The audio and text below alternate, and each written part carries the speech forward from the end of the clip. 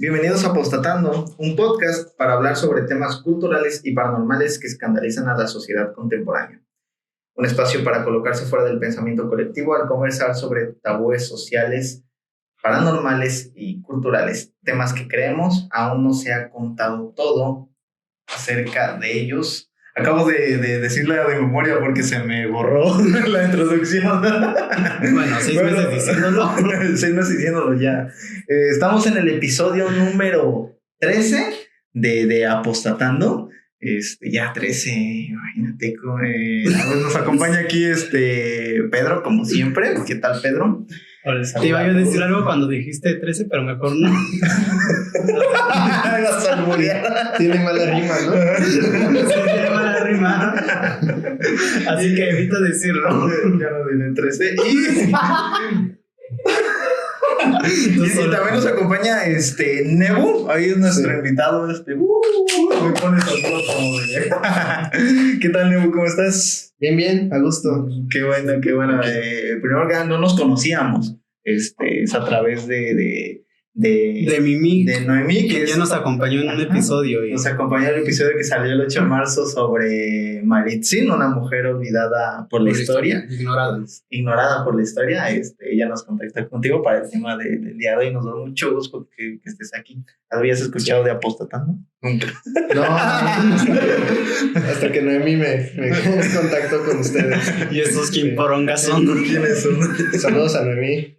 Saludos, Noemí. Por cierto, saludos ya yo. Es nuestra más grande fan. Una postacita en el estudio. Saluda ya. Que se ganó una rifa comentando y dando like. Y entonces nos da mucho gusto que estés con nosotros para platicar de un tema que se nos hace interesante tanto a Pedro como a mí. Es un tema que cuando lo platicamos, cuando nos sentamos a esquematizar los episodios, decimos, es que los chavos y los más jóvenes oaxaqueños, y también en México sobre todo, pero sobre todo en Oaxaca, no conocen lo que pasó en el conflicto del 2006.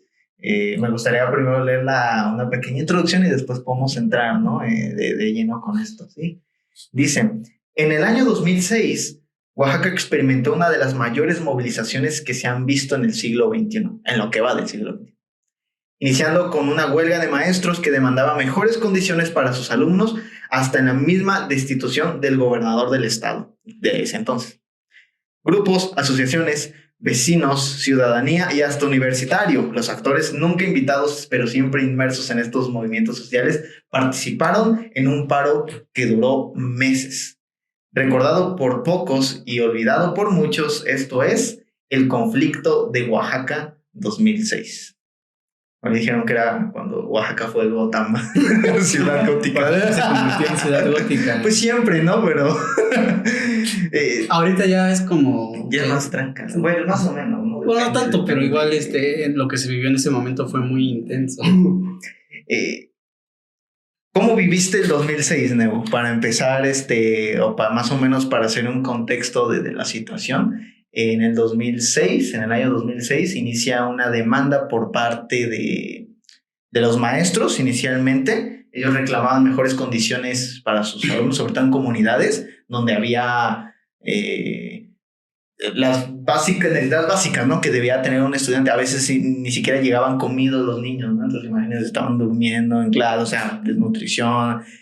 A partir de eso inicia una huelga que inicia en mayo de 2006, pero que se va a desencadenar todo en un desalojo que sucede en el Zócalo el 14 de junio del año 2006. Y a partir de entonces, muchos otros sectores de la sociedad, de pueblos, vecinos incluso, empiezan a demandar otras cosas, ya no solamente eso. Al final, termina en la constitución de la Asamblea Popular de los Pueblos de Oaxaca, y la mayor demanda que sucedió entonces fue la destitución del entonces gobernador del estado de Oaxaca, que era Ulises Ruiz Ortiz. Le llamaremos Uro a partir de ahora. Pero desde el 2006, cabrón. Y decidimos y se nos hace muy, muy chido que tú nos acompañes hoy, porque tú viviste varias cosas de de esa época. No sé si tal vez puedas contarnos. Tú no perteneces a la APO para empezar, ¿no? Eres como ajeno a eso de que... Ajá, sí, o sea, Sí, en sí. ese entonces, pues sí, te declaras adherente, Claro.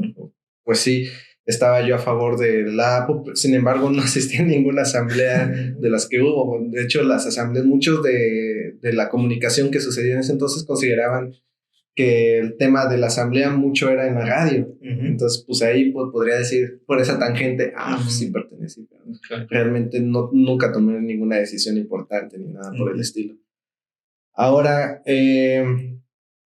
hay muchos antecedentes en ese tema de la huelga de los maestros, porque los profes de la sección 22, por lo menos en Oaxaca, llevan una tradición de lucha de muchos años. No, o sea, esa no fue la primera huelga de los maestros, sino que claro. ellos lo hacían casi cada año. Lo siguen haciendo. Sí. Entonces, digamos, lo que sucede con Ulises es que él ya tenía muchas actitudes en función de su gobierno a reprimir este tipo de actividades. Sobre todo con el tema de la información. A uno no le gustaba mucho que hablaran mal de él. Tanto que él hostigó, reprimió al periódico Noticias en el 2005. De hecho, cuando sucede la manifestación para defender el periódico Noticias, queman un muñeco de Ulises Ruin, también lo podemos decir. Ulises Ruin. No lo sabía. Lo queman y se vuelve pues más noticia, ¿no? Sí, claro. Entonces empieza una dinámica de reprimir medios de comunicación. Y también en el 2005, de hecho creo que 2004 surge Radio Plantón como radiobocina. En una manifestación de profes. No sé si en el 2004, 2005, pero poco a poco empieza a crecer y ya de repente ya tienen un transmisor de radio y están en FM desde el 2005. Entonces, Radio Plantón no surge en el 2006, sino desde antes. No, un año antes. Sí. De hecho, pues lo que les venía platicando, yo iba en la prepa cuando yo ya colaboraba en Radio Plantón. Y teníamos hay un programa de radio que al principio se llamaba Prohibido Prohibir, así ya se llamaba cuando nosotros llegamos a ese programa, y después le cambiamos el nombre a Boicot Urbano. Entonces, ahí continuamos. Yo incluso ya estaba haciendo otro programa aparte que se llamaba Grita H y era de hip hop. No sé si hay un antecedente de un programa de hip hop en ese entonces, antes del 2005. No sé.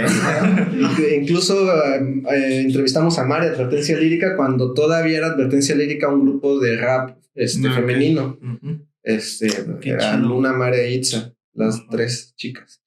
Entonces, fue así fue como haciéndose una bola de nieve para Ulises para llegar al 2006. Para llegar al 2006, creo que hizo muchas estupideces antes del desalojo, Ulises Ruiz. Sí. Entonces, y mucho tenía que ver con ese tema de los medios de comunicación. Incluso durante el 2005, creo que todavía previo a la manifestación de la huelga de los profes, del plantón, mejor dicho, empieza una campaña en contra de los profes, donde parafraseaban esta frase de los de Jutla, del canto de ya llegaron los de Jutla, con la magia de sus sones.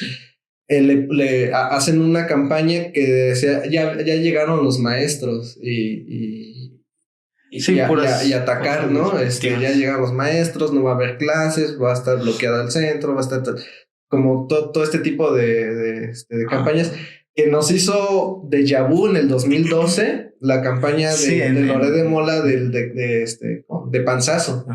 Era muy similar, hasta parece que fueron hechos por los mismos escritores.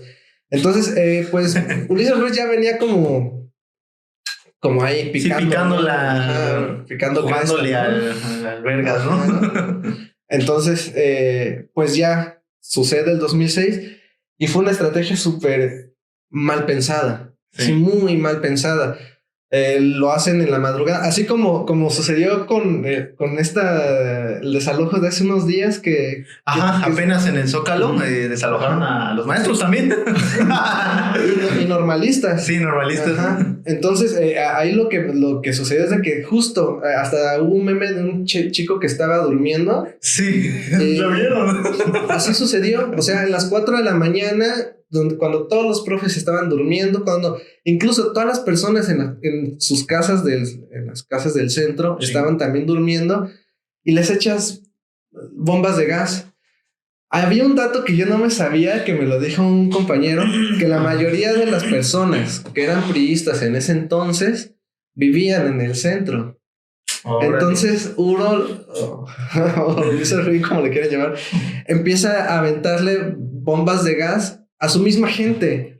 No, órale. Y al mismo tiempo, esa manifestación que había sido súper convocada porque ya los profes tenían su medio de comunicación, que era Radio Plantón, ya tenían un montón de gacetas, tienen, creo que todavía, departamentos de prensa y propaganda, para muchos alcances. Y entonces tú sabes que los maestros de la sección 22 están súper organizados en función de que tienen muchísimas delegaciones y llegan de muchos lados de Oaxaca, muchas regiones. Sí. En la delegación del Istmo, la delegación de la costa, etcétera, ¿no? Entonces tú los reprimes y los tratas de replegar. ¿A dónde los llevas? ¿A la cárcel? ¿Cuántas personas crees meter a la cárcel? ¿Cuántos profes crees que quepan ahí? ¿O en qué te los vas a llevar? ¿En camionetas? ¿Cuántas camionetas tienen? Obviamente se replegaron y se volvieron porque no tiene, ¿dónde va a ser tanta gente? Sí. Entonces, pues, a las horas se volvieron a acumular, ¿no? ¿Cómo se dice? A congregar, a aglomerar. Aglomerar es una palabra que buscaba. Les activistas.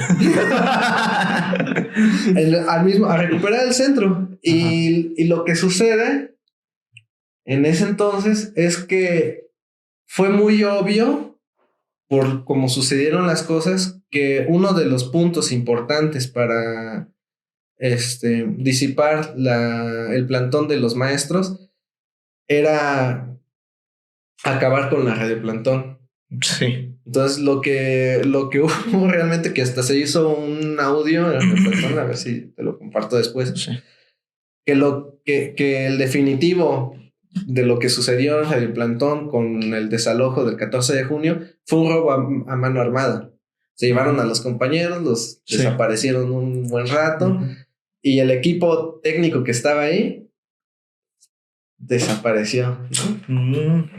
Entonces se llevan consolas, se llevan... Sí. Habían un reproductor así como tipo DJ, así estaba buenísimo. Nunca volverlo a ver. Ajá, sí, los transmisores, todo lo costoso desapareció. Ahorita en el bar hay más de ese. André, cuida tu computadora. No viene a desalojar. No más, porque, o sea, desde la literatura que nosotros hemos vivido, porque nosotros estamos súper chiquitos. Yo estaba segundo de primaria. Tú estabas en primaria, yo estaba en preescolar. Estabas en el útero. Yo tenía alrededor de 5 años en el 2006. Sí, no, 4 años aún, entonces... Y o sea, obviamente no sabemos muchas cosas, lo que sabemos es de lo que hemos leído, y mucho de eso es de que Uro tenía a su grupo que le llamaban la burbuja, que era como sus más cercanos círculo. Entonces muchos, sobre todo hoteles, restaurantes que están en todo el Zócalo, empiezan a demandar, y que siempre son como esos sectores altos, que todos se conocen y así, empiezan a demandar que, oye, no estamos teniendo ingreso, no está habiendo inyección de dinero, saca a los maestros, ¿no? Entonces, es un factor por el cual llega el 14 de junio y empieza el desalojo. Y sobre todo, ¿no? En contraparte de la parte de la información de los medios de comunicación que ustedes llevaban, los medios de comunicación nacionales, pues ya sabemos, ¿no? Televisa, TV Azteca, de lo que estaban ellos pues informando en ese momento, ¿no? De que los profesores ya no quieren dar clases, solamente están, lo que había dicho Adán, ¿no? Sí. Fragmentando la economía, no permiten que haya movilidad dentro de la ciudad, ¿no? Hay en un documental del 2006 una profesora dice, Está cantando ese TV Azteca, te apendeja. Yo me acordé de la canción de Molotov, la de que no te haga bobo. Algo así, ¿no? De cómo ellos vienen a vender la información, claro, y la empiezan a transcribersar, ¿no? Y que hasta ahora persiste esa idea de que porque los maestros bloquean o están en paro, son una bola de huevones que no quieren dar clases, que nada más quieren dinero, etcétera, ¿no? ¿Tú cómo viviste? ¿Qué estabas haciendo el 14 de junio? ¿Tenías clases? ¿Tenías clases? A ver, ¿o te fuiste de pinta? No sé. ¿Qué estabas haciendo? Pues uno así, a esa edad dice, a huevo, no tenés clases. A huevo, no hay clases. Vamos a echar desmadre al plantón. Sí. Aprovechando que no hay clases, hay que ir a pasear a tanto. O el cuadrado del salón, profe, nos da clases en el Zócalo. ¿Cómo viviste el 14 de junio? Sí, justo, yo me estaba graduando de la prepa y llegamos de 4 o 5 alumnos a Santo Domingo, que nos íbamos a retratar para la fotografía de graduación. De prepa. De prepa. Te ibas a graduar. Preparatoria. Entonces, pues llegamos y estaba todo hecho un caos. Sí. Así, todo, pues como dice la canción de los Ricardos, todo el mundo al revés, ¿no? Entonces, justo llegamos a Santo Domingo, y desde Santo Domingo, en el andador turístico, se veía así al fondo la cortina de humo. Y un montón de profesores dando vueltas alrededor. No sé. Habrán sido que las 6 de la mañana, 2 horas después de que inició el desalojo. Entonces, yo y mi compa con la que tenía programa de radio, porque también iba en mi grupo de la prepa, qué chido. Preocupadísimos por nuestros compañeros de Radio Plantón. No, y es que ahí está nuestro amigo, nuestra amiga, nuestro conocido. Y bueno, nosotros no sabíamos que estas personas ya estaban seguramente resguardadas en algún convoy de policías o algo por el estilo. Pero pues nosotros sin saber si iba a llegar la coordinadora, si iba a llegar el fotógrafo, si iba a llegar alguna autoridad de nuestra institución. No manches. Y al mismo tiempo sin saber qué onda con nuestros amigos, porque realmente pues sí la pasaron muy mal. Sí fueron desaparecidos ahí varios integrantes que nosotros conocíamos. No supimos de ellos por meses, ¿no? Entonces, pues justo los maestros dirigiéndose a nosotros, ¿qué hacen aquí ustedes, niños, vestidos así con smoking, falda, tacones, ¿no? No, pues vamos a retratar para la foto de graduación. No, aquí no va a haber ninguna foto, váyanse a sus casas. Hay helicópteros lanzando gases lacrimógenos dirigidos a la gente, ¿no? Hay detenciones por todas partes. Es para que estén en sus casas debajo de sus camas, ¿verdad? No deberían de estar aquí. Y ya, pues como sea, nos regresamos a la escuela y a enterarnos de que sí se había cancelado la foto sin ninguna noticia. Con el vato sin datos se va a cambiar. No, eso de los datos no existía. ¿No? Chale, mi cacahuate no tiene sal. Sí. La guapo hasta ahorita, ¿no? Y nunca avisa.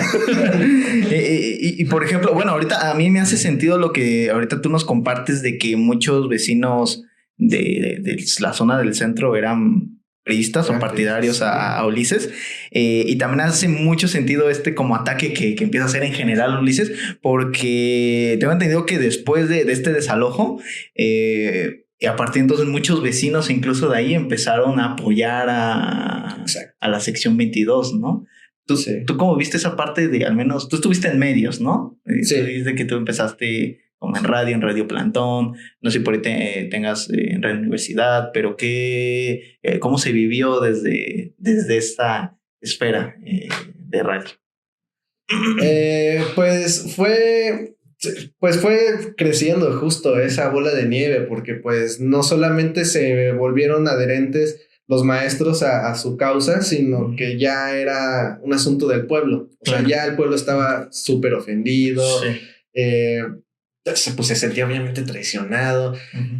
Les hizo, así como a ti te hace sentido, así le hizo sentido a muchas otras personas, bueno, tal vez y no estaban equivocados estos profes en atacar a Jorge Franco Vargas, el Chucky, le decían, que él formaba parte de esta burbuja que tú mencionas. Sí. Y él era pues el matón. O sea, sí, y la chamba tenía sucia. Una campaña fuertísima contra él, porque justamente él había dirigido el ataque a noticias, porque incluso la forma en la que Ulises Ruiz llega al poder, como ya se lo imaginarán, fue un evidente fraude. Sí, eso es lo que veía. Entonces, imagínate, de por sí el gobierno estatal envuelto en puro fraude y pura violencia y no sé, cultura gángster. Nacionalmente estábamos gobernados por Vicente Fox, que en palabras de Juan Villoro estaba gobernando como quien nada de muertito. Uh-huh. Entonces él estaba en su en Los Pinos, encerrado en su cuarto, sí, drogadísimo de Prozac. Estaba súper deprimido, estaba Fox. Incluso hay un grupo de música rock que se llamó Palomazo Informativo, tenía una canción, uh-huh, Yo no voté por Martita, porque finalmente su esposa era quien estaba tomando las decisiones del país. Uh-huh. Sí, Martita. Era Marta II, sí. La esposa de Vicente Fox. Uh-huh. Y justo, pues eso, o sea, él no estaba realmente tomando decisiones, era un completo caos de por sí el país. Ahora acababa de suceder lo de Atenco, también había otro antecedente, sí, claro, que había la otra campaña, porque ya se estaba acercando las siguientes campañas en las que iba a Felipe Calderón, donde incluso, bueno, había yo visto que Ulises había destinado parte del presupuesto del estado a financiar ¿cómo se llama este compa? Roberto Madrazo, mucho del erario público, ¿no? Sí, ¿no? De Oaxaca, con que iba a hacer no sé qué madres en el Zócalo, pero en realidad dicen que ese dinero se fue a la campaña presidencial de este vato. Destruyó el Zócalo, destruyó la foto. El llano, ¿no? El llano, sí, había un montón. Y también había un audio sobre el 15 de septiembre, del 16 de septiembre, okay, en el Radio Plantón, donde se entrevistaba a una persona que se dedicaba a hacer la limpieza del Zócalo. Uh-huh. Y estaba súper triste de ver el Zócalo destruido. No es el Zócalo que a mí me enseñaron de niño. Pobrecito. Entonces, o sea, se supone que esta cantera es histórica. Sí, claro. Y él la sacó, ¿no? Lo sacó y todavía se dejó ver los acueductos que estaban históricos. De muchos años que estaban abajo de esa cantera, que en algún momento pues pudo haber sido protegida, pero pues lo que tenía él en mente era pues jinetear ese dinero, sí, ¿no? Sí, como taparle el ojo al macho, ¿no? Su inversión. Dice. Y ahorita me da mucha risa porque ahorita Ulises va como candidato independiente a la presidencia de la República del 2024, sí, y tiene dentro de todo su rollo ya de que está haciendo a conocer ya a nivel país, lanza un documental de 13 minutos donde cuenta la verdadera historia del 2006 y donde él dice que salvó Oaxaca, que él no se tienta la mano para que, ¿cómo dice? No me tenté la mano para mi estado, no me voy a tentar la mano para el país. No. Entonces, y da mucha risa, sobre todo muchos comentarios igual que lo apoyan. Ajá. No sé tú, tal vez, ¿qué nos puedas decir de eso, de por qué crees que hay todavía un sector de la gente que le da la razón cuando personas como tú vivieron eso en carne propia y se dan cuenta que no, o sea, que no hay ninguna justificación para muchas de las cosas que hizo? Pues es que siempre va a haber gente que esté en su burbuja de élite. Uh-huh. Entonces siempre pues son personas que viven de primera mano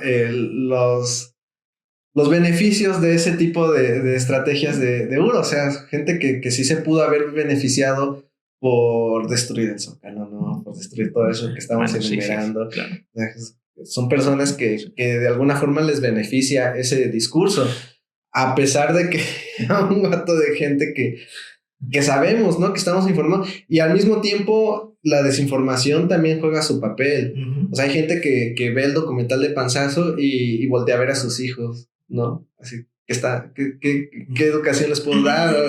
Tengo que chambear más o quién sabe qué, llevarlos a una escuela privada o algo para salvarlos de esta realidad que me está enseñando Loret de Mola, ¿no?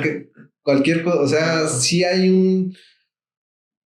una función que se cumple por medio de la propaganda política. Claro. Y es muy fuerte.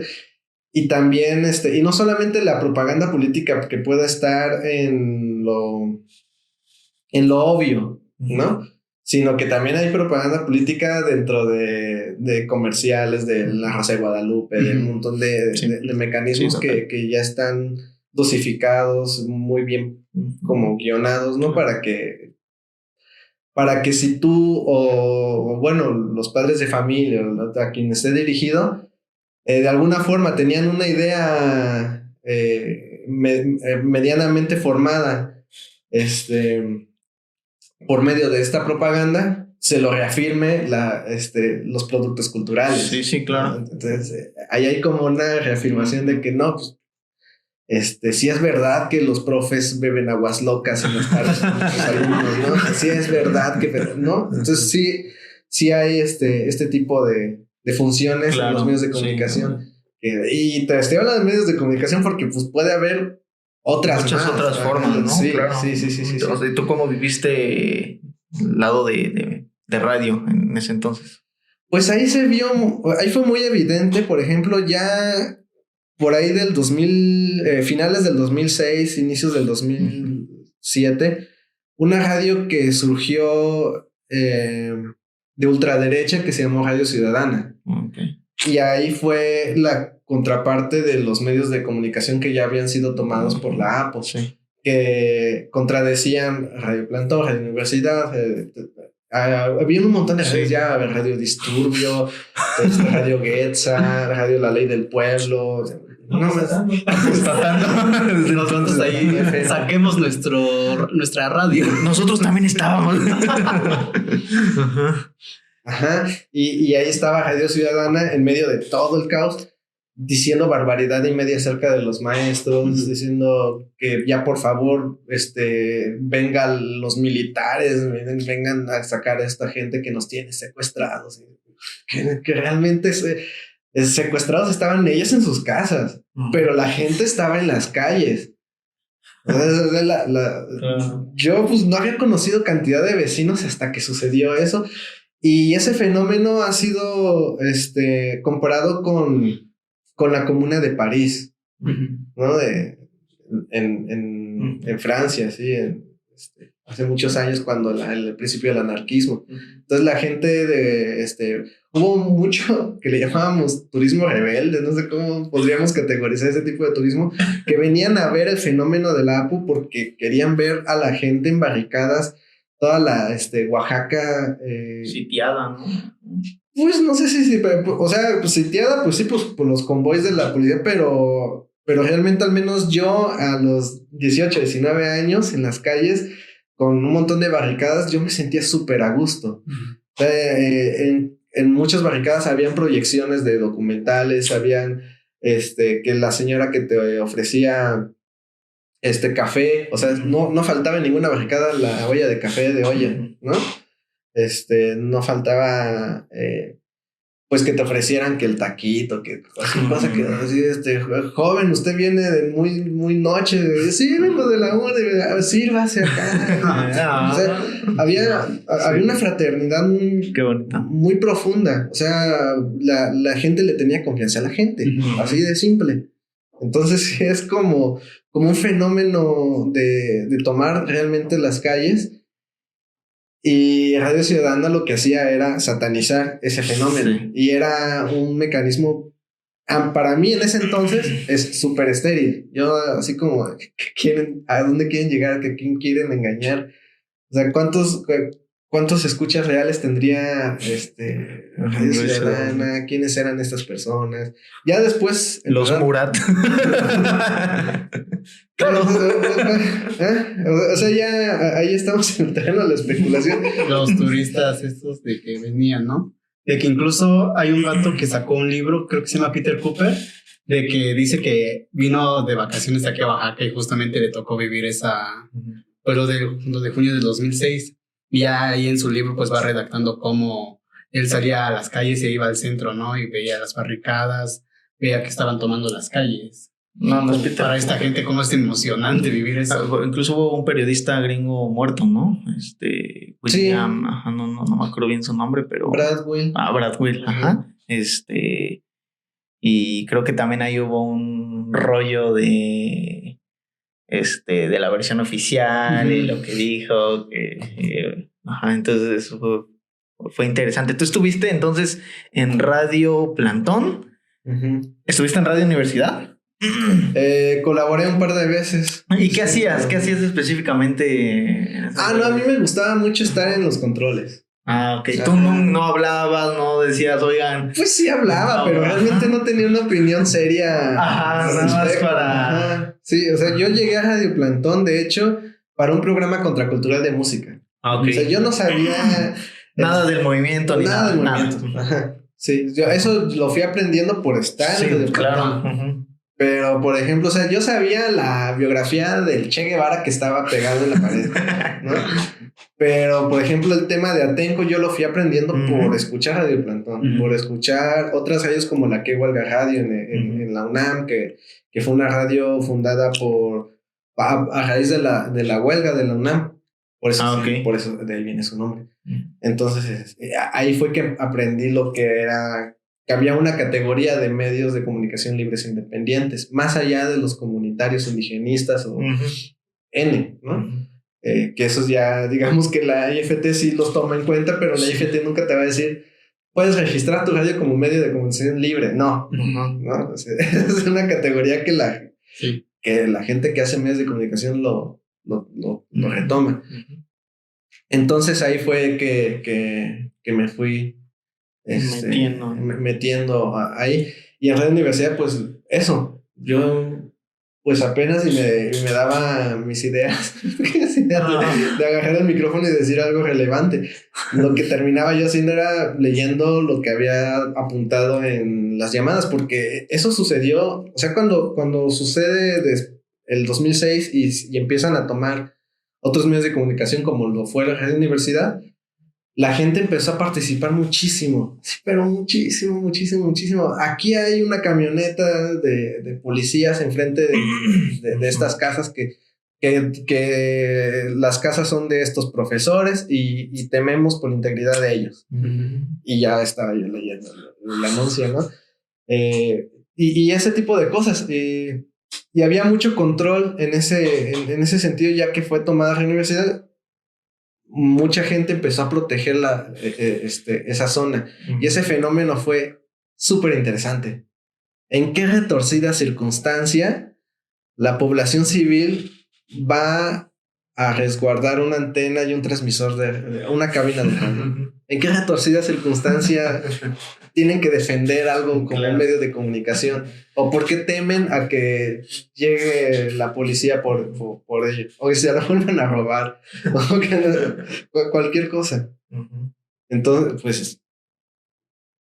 eso, te dejo ahí. Sí, porque incluso cuando toman, creo que Radio Plantón, los maestros van a tomar otras 12, menciona ahí, tengo el dato, 12 estaciones más, entre ellas Exa FM y muchas otras como una alternativa. Empiezan a moverse. Ahí hay llaman la cronología, porque la que toman sí fue Radio Universidad y Radio Plantón. Creo que ahí tenían otros transmisores también, ¿no? Entonces, o un transmisor, creo que no sé, ahí tenían otro transmisor que lo encienden en otro lugar y le llaman Radio Plantón en el exilio. Okay. Entonces ese ya fue como otro proyecto que surge de Radio Plantón, pero la que empiezan a resguardar Radio Universidad. Después de eso sucede la marcha de los cacerolazos. Sí, las mujeres, ¿no? Las mujeres. Ajá. Sí, ¿es eso? Sí. No, pero te voy a decir. A ver, de hecho, a la charla que no fuiste de encuentros, hablaron de eso, de cómo en el 2006 pues las maestras empezaron a organizarse, incluso, ¿no? Bueno, entre los cursos que ellas llevaban, de cómo pues ellas llevaban con gran parte de la lucha. Una mencionaba que igual pues llegó a sentirse como esta parte en la que a las mujeres como que incluso se les llega a aislar un poco del movimiento, ¿no? Demeritando lo que ellos llegaban a realizar. Ajá. No, porque incluso, bueno, ahorita tú nos dirás un poco más de eso, pero abonando a esa marcha de las cacerolas, son un grupo de mujeres que llega a Canal 9, ¿no?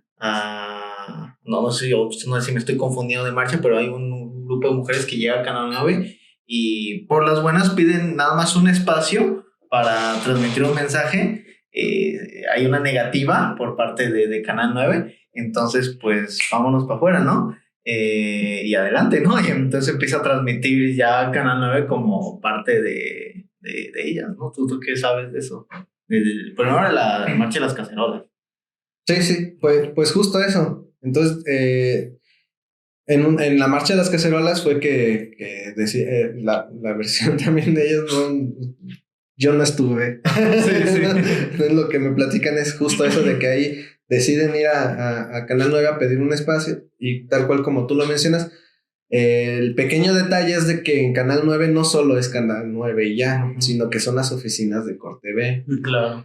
Entonces, ya tomada CorTV, pues entonces está tomada Radio La Ley, Radio EXA. Entonces Radio La Ley se convierte en Radio La Ley del Pueblo de Oaxaca, Radio EXA se transforma en Radio Getza, y ahí creo, no sé cuántas otras radios hubo tomadas, pero prácticamente tú le dabas al dial y la mayoría de las radios ya eran del pueblo, ¿no?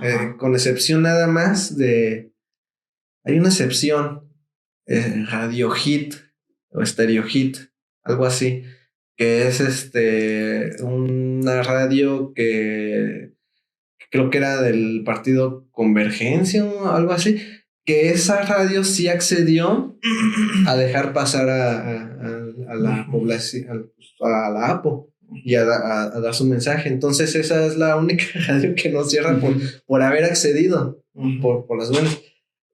La versión de ella, ¿no? Claro. O sea, ahí tampoco estuve yo, pero nosotros sí estamos con el pueblo.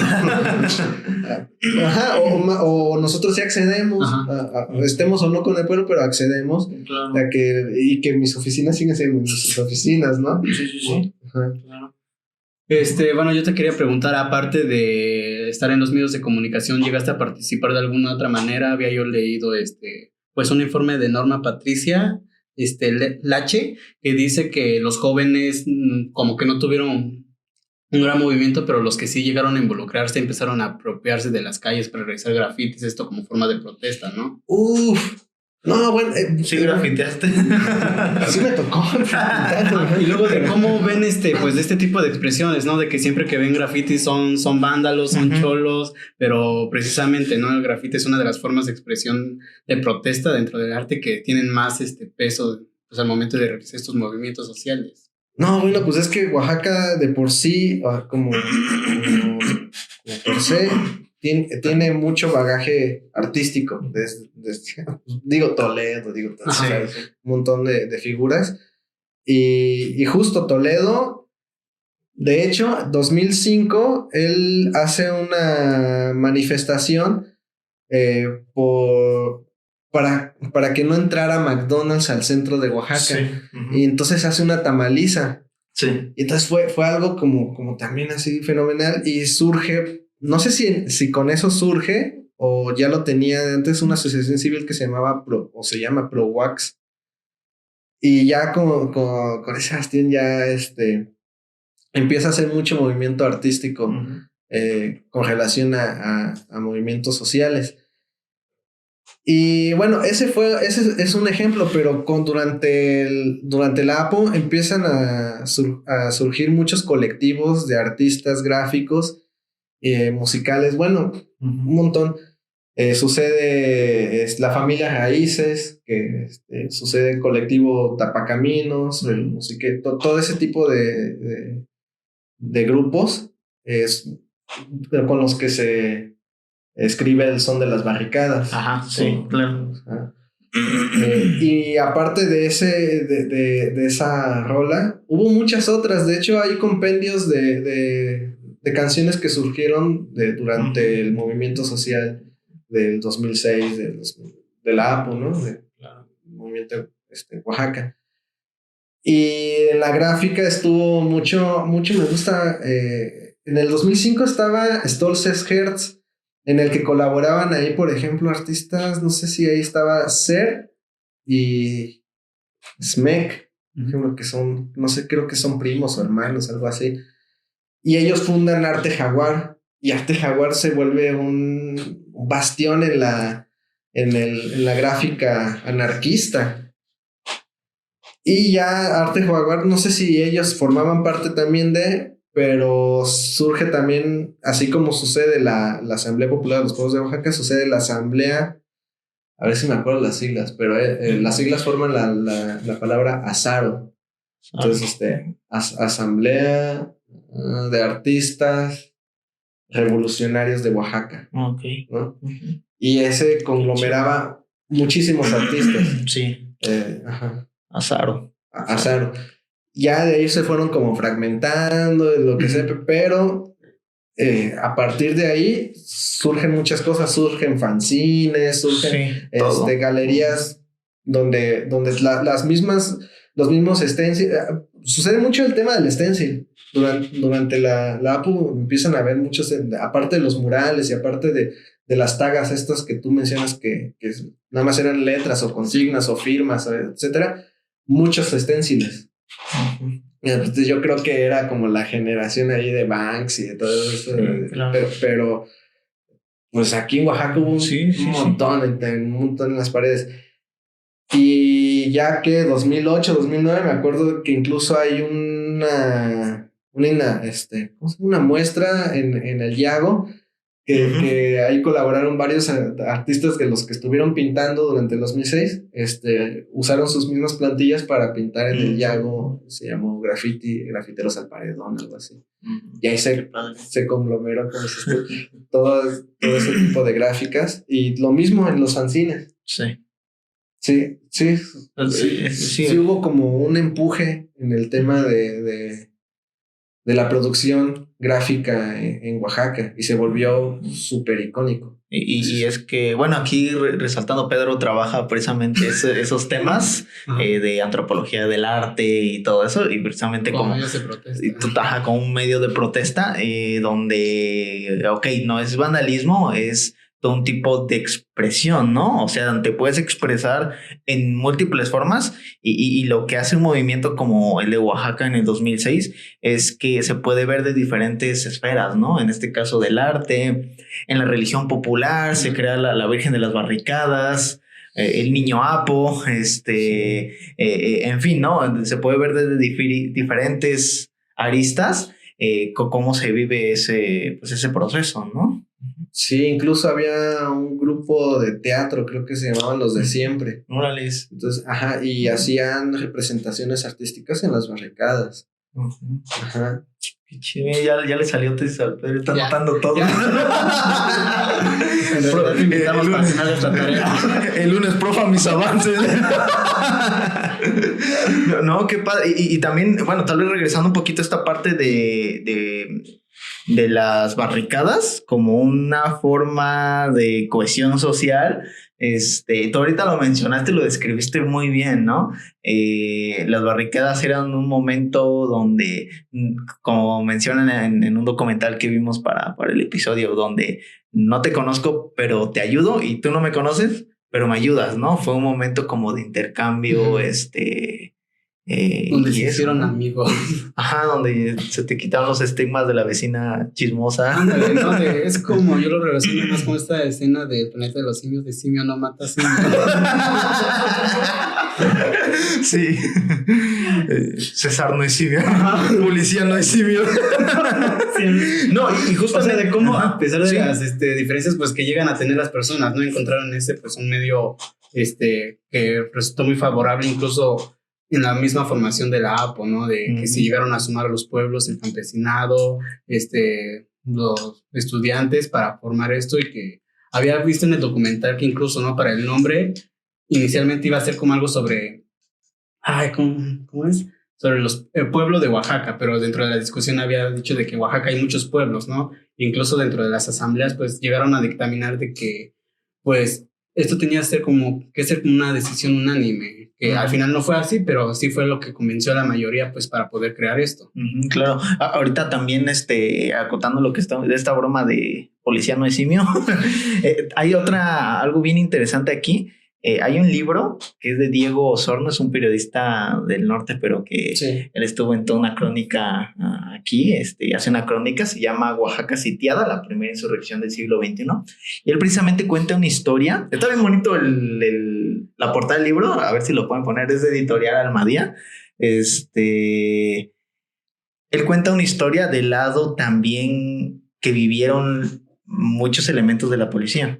Él cuenta una historia donde no me acuerdo si él es él mismo en persona o relata la historia de un maestro. Sí, creo que es un maestro que cuando llegaba a su casa después de todos estos rollos, él a veces iba a su casa y tenía de vecino a una persona que era policía, que era una mamá, una señora, una mujer que era policía y que andaba en todo, obviamente también en todo eso, y dejaba a sus hijos 24/7.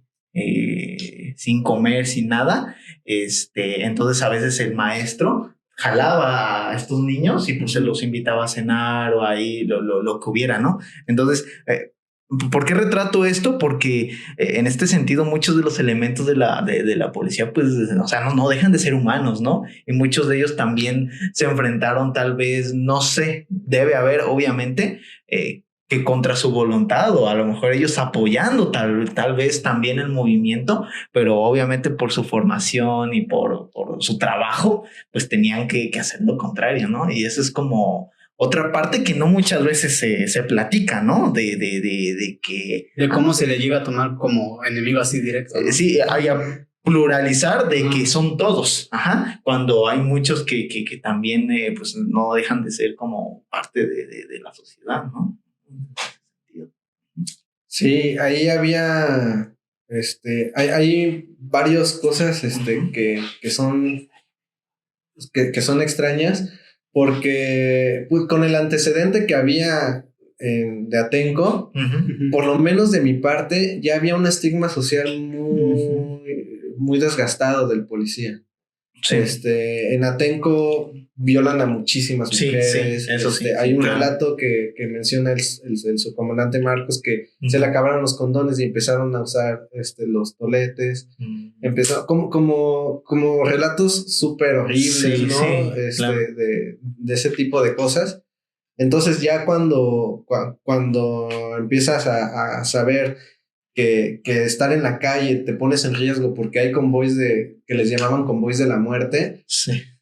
Pues ya, o sea, ya el estigma social acerca del policía, para mí, nombrar a un policía amable es un oxímoron. Sí.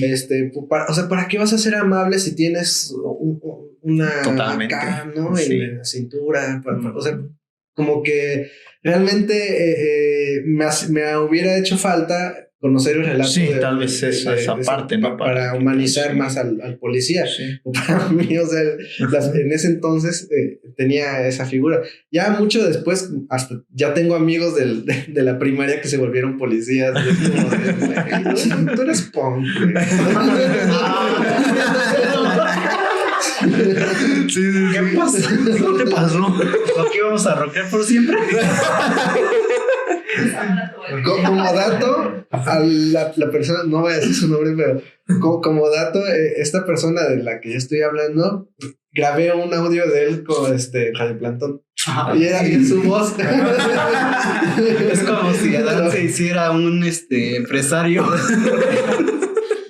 Lo van a fundar con el audio después.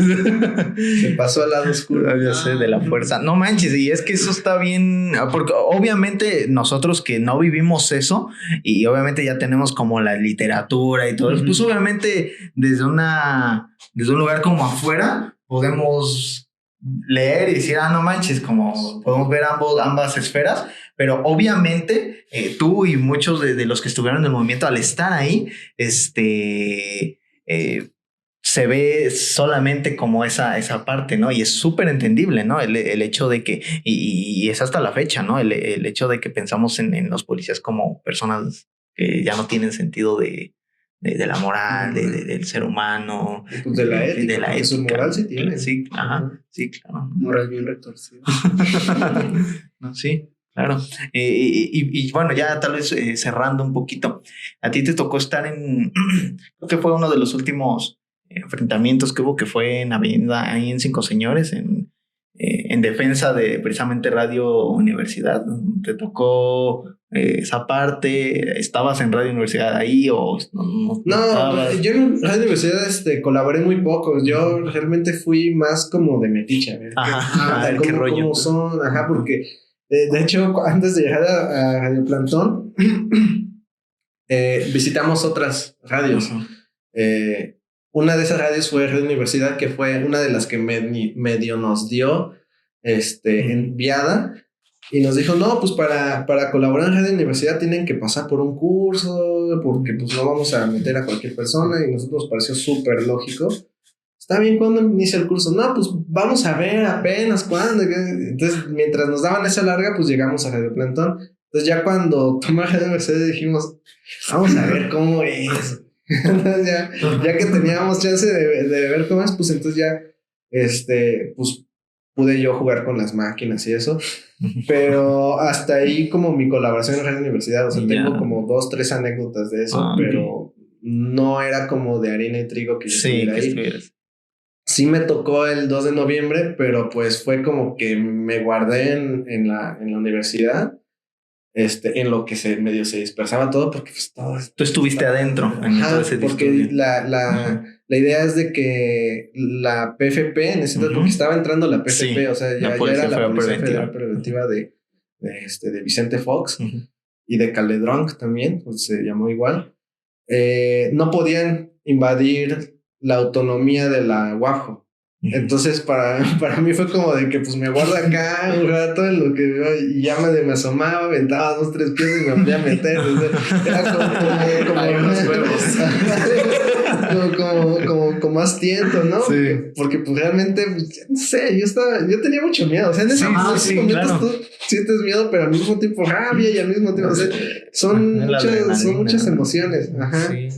Entonces, pues para mí, pues sí, fue como de que qué diablos estoy haciendo aquí. Sí. Yo pudiendo estar dentro de una cabina, dentro de mi casa, dentro de cualquier otro lugar, menos de la universidad donde todo está sucediendo, ¿no? Sí. Y entonces viste cómo funcionaba como la comunidad estudiantil ahí adentro.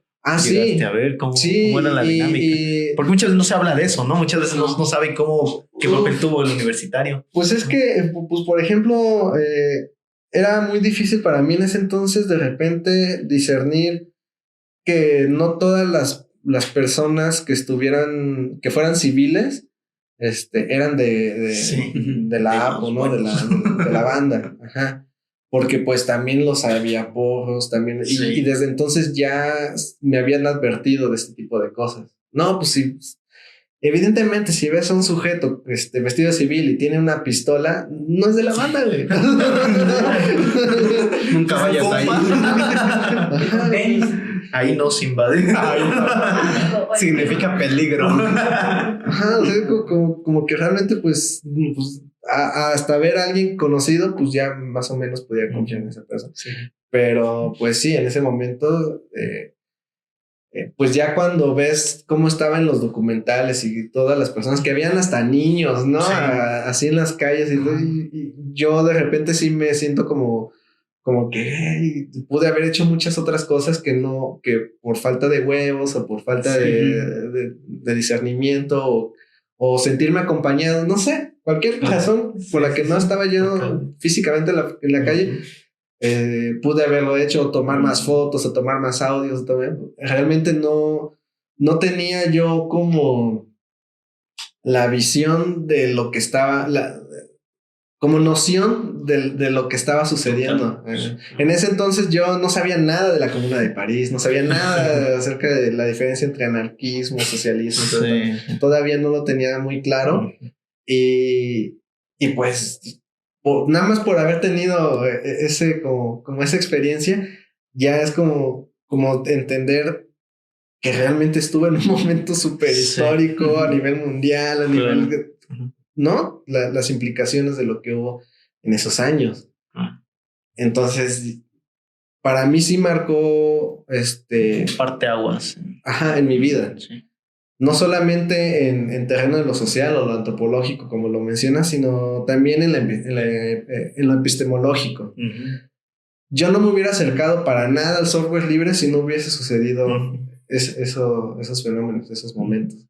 O me estaría enterando ya súper a destiempo, pero a eso se lo agradezco, de que gracias a eso supe lo que es un servidor de radio, gracias a eso supe lo que era formar redes, de la diferencia de la cultura libre, de la diferencia entre copyright, copyleft, todo este tipo de cosas, porque empecé a entender la gráfica. O sea, en la gráfica, cuando empecé a ver que habían stenciles que eran de dominio público y que tú los puedes imprimir en tu computadora, recortarlos, y nadie te va a decir que estás infringiendo un delito por reproducción ilícita de la obra y no mencionar al autor. Vale madre, tú cópialo todo, así. Entonces, ese tipo de cosas, ese tipo de filosofía, de lógica, de todo, yo no sé si la tendría, la neta no sé si la tendría, pero ese tipo de cosas fueron las que me marcaron. Sí, claro. Y de ahí vino, justo Brad Will pertenecía a una red de comunicación súper profunda que era Indymedia. Y eso es a nivel mundial, así empezó a haber IndieWax, que también es algo, un parteaguas. Empezó a ver que este tipo de medios de comunicación, y de hecho otro antecedente de lo que hubo en términos de medios de comunicación anterior al 2006 fue el furor de las redes comunitarias en Oaxaca. Que fue como una invasión, dice Jaime Luna. Ahorita hay 30 y tantas en Oaxaca, no sé qué cifras da, si son 50 y tantas. Perdón, yo debería saber esa cifra, pero no lo sé. Pero concluye con ya son tantas, me dan miedo, decía. como si hubiese sido una especie de virus, ¿no? Así y es que sí, de repente empezó a haber una lógica en términos de estamos en un lugar súper inhóspito, quién sabe para cuándo llegue el internet, quién sabe para cuándo llegue tantos servicios en términos de comunicación. Este municipio necesita su radio comunitaria y empiezan a buscar la forma en la que... Y hubo un proyecto, creo que Gustavo Esteban menciona que fue Carlos Plasencia, uno de los impulsores de la radio comunitaria, que metió un proyecto en el que pidió muchísimos transmisores y de equipo de radio y empezó a desperdigarlos alrededor de Oaxaca para que varios pueblos tuviesen su medio. Y ahí inicia ese furor. Es lo que menciona Gustavo Esteban, en paz descanse. Ajá. Y los dos, Carlos Plasencia también en paz descanse. Ajá. Qué chido, ¿eh? Ajá. No, pues... Ajá. No, pues nada más para ir cerrando, ¿no? ¿Crees? Bueno, a lo mejor es una pregunta porque los hubieras no existen, ¿no? En la historia. ¿Crees que con los medios de comunicación actuales y redes sociales que tenemos ahora hubiera tenido aún más impacto de lo que fue en ese entonces el conflicto del 2006 en cuanto a información, a concientización? ¿Tú crees que hubiera sido diferente? Pues sí, obviamente. Ajá. Sí, bueno, para entonces ya existían ya existían unos blogs, ¿no? Y ajá, sí. Pues a Mimi la conocí en Hi-Fi. ¿Ah, sí? Sí, porque una vez me comentó una chica que ella estudiaba veterinaria en ese entonces y me comentó que había como, no sé, como un Metroflog de antes, pero como un chat donde alguien decía, hoy voy a estar en la barricada tal y ahí se conocieron muchos, como, oye, te invito, ¿qué tal si nos vamos a la barricada y nos vamos con un café o algo así? Entonces, a través inolvidable, ¿sabes? Cita popular. Sí. Pero sí, o sea, ahí fue como un boom o más bien una interacción en redes, que era una red muy, pues, en sus inicios, pero pues bastante cosificada, ¿no? Sí, pues lo que pasa es que también ese tipo de redes sociales las entendemos porque pues, son corporaciones que de alguna forma hay, mueven la forma en la que fluye la información. Pues ahí está Cambridge Analytica, ¿no? Que tal vez hubiese jugado un papel negativo, yo me imagino. O sea, como que incluso hubo mucho el rollo de que cuando fueron tomadas todas estas radios, yo tengo recuerdos de que en las noches estaba todo oscuro, porque hubo muchas noches en las que bajaron la luz para que no se transmitiera, no se comunicara la gente. Entonces sí hay mecanismos que juegan un papel en contra, pero ya estaba el antecedente también de que muchos de los compañeros se comunicaban por medio de radio de onda corta. De ahí surge un programa de radio que se llamó Banda H, Carpa Rebelde, porque en el antecedente Radio Plantón hubo un intento de hacer radio normal por medio de radio de onda corta. Entonces tú podías tener tu radio de onda corta y se ponían de acuerdo, nosotros vamos a transmitir de tal hora a tal hora. Y ya ponían spots, ponían audios, ponían cosas que ya tenían una producción en ese tipo de medios.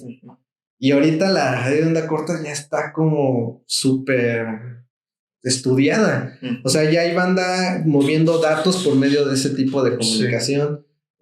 Datos de mensajitos, imágenes, cosas así que tal vez no es la red social, pero ya es otra cosa. O sea, ya es imagen, ya es texto, ya no es nada más la voz. Entonces ya como que de alguna forma ese tipo de tecnología que la banda se podría apropiar ya está sucediendo. Entonces pues para mí como que existiesen o no las redes sociales como las conocemos, lo propio le hubiéramos dado la vuelta. O sea, claro. Si ya hubiera existido Facebook en ese entonces, ya hubiese existido también Diáspora, que es un medio de comunicación, que es una red social descentralizada, que no es un solo servidor. WhatsApp, Facebook tiene sus servidores, no sé, en Silicon Valley o quién sabe qué onda. Pero Diáspora, tú puedes tener tu propio servidor en tu casa y estar confederada con otros cientos de servidores desperdigados de todo el mundo. Y eso es inhackeable. Claro. Porque si tú quieres hackear Diáspora, tendrías que hackear todos los servidores en los que está confederado. Y están desperdigadísimos. Mientras que Facebook, pues Facebook cuando lo hackearon se cayó, güey. Ay, qué padre. Y así opera como el ciberactivismo, ¿no? Precisamente que son esos movimientos que pues, exacto. Y la cultura libre, que es todavía más amplia. Sí. O sea, si dentro de ese es otro tópico súper buenísimo. Digamos, la cultura libre no se queda en el hacktivismo, ¿no?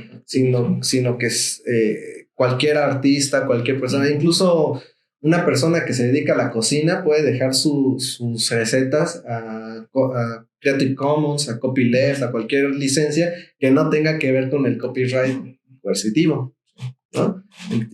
Y ahí está fortaleciendo la cultura libre. Sí, claro. Que es un tema que también eso es muy profundo, se vio muy importante, ¿no? En esos años. Sí. Bueno, algunas cosas, ¿no? De eso. Pues ahí están los documentales, por ejemplo, ese que mencionaste, que se llama Un poquito de tanta verdad. Ese está con copyleft, o sea, tú lo puedes proyectar, lo puedes editar, le puedes mover cosas así. Todo el material de ese documental se puede utilizar de manera libre. Siempre y cuando reconozcas. Sí, claro. Ahí tiene los sellos de que pues se puede copiar, se puede modificar, siempre y cuando reconozcas que es un derivado de esta obra y que lo que tú produzcas esté bajo esa misma licencia. Sí, pero no vayas a producirlo. Ahora es mío. Subes la pura, grabas la pantalla. También, pues no sé si quieras hacer tú, Pedro. No tengo más que agregar. Nada más eso, ¿no? Yo creo que ha sido un episodio muy, muy grato, muy interesante poder platicar de esto. Y siempre lo he dicho, y desde que teníamos en mente el episodio, siempre lo he expresado como para que los jóvenes o los jóvenes que están en formación, que no saben nada de esto, de chavos del 2006 que nacieron ese año y tú les preguntas y no saben nada, no saben que donde estaban parados hubo todo un movimiento y todo un movimiento social que unió y hizo fraternidades sociales, etcétera. Yo siento que el revivir o el hablar de este tipo de temáticas hace que no se borren, ¿no? Que estas nuevas juventudes también lo puedan saber, puedan empezar a tener también un criterio propio, ¿no? De cómo ven su sociedad, de cómo ven el Estado, etcétera, ¿no? No sé si tú quieras terminar con algún pensamiento. Sí, pues con eso que mencionas, mucho por eso también se hicieron ese tipo de documentales, mucho por eso se hicieron todo el bagaje que hay de la literatura, de los audios que hay, porque hay un montón de audios. Te pones a buscar en archive.org, Oaxaca 2006, y encuentras bastantísimo, con lo que estas generaciones se podrían dar idea de lo que estaba sucediendo. Uh-huh. Y pues nada, aquí estuvo el nebuloso. y pues si les interesa el tema de la cultura libre, de este tipo de temas, vamos a tener un evento en el DF que se llama Jacomún. Lo estamos organizando entre varios colectivos, varios esfuerzos. Uno de ellos en los que yo colaboro se llama Laboratorio Popular de Medios Libres. Vale. Y ahí, si ustedes quieren hacer también su medio de comunicación, etcétera, pueden acudir a nosotros, les damos soporte, les damos información, les damos facilidades en las que podrían colaborar. Sí, claro. Y eso. Si nos pueden mandar ahí los flyers si tienen y lo ponemos en... Chidísimo, sí, claro que sí. Ajá, laboratoriodemedios.org, ahí se pueden enterar. Y claro, les mando la información. Sí. Igual si tienes Instagram o algo que si te gustan seguir, ¿no los quieres dar? Sí, @el Nebu. Ajá, así estoy con @el Nebu en Twitter, en Mastodon, que es ahí la red descentralizada parecida a Twitter. Okay. Pues sí, porque ahora ya es parte de Elon Musk. Sí, perfecto. La más reciente adquisición de Elon Musk. Sí. Compra cosas como fueran dulces, ¿no? Sí. Perfecto. Pues muchas gracias, Nebu, por acompañarnos el día de hoy. Este ha sido un nuevo episodio. No olviden seguirnos en las redes de Nebu, que igual las dejaremos abajo. A nosotros como Apostatando Podcast en Spotify, YouTube, Facebook, Instagram, TikTok. Luego suben TikToks y memes. Y bueno, estamos viendo en otro episodio más de Apostatando Podcast. Nos vemos. Saludos.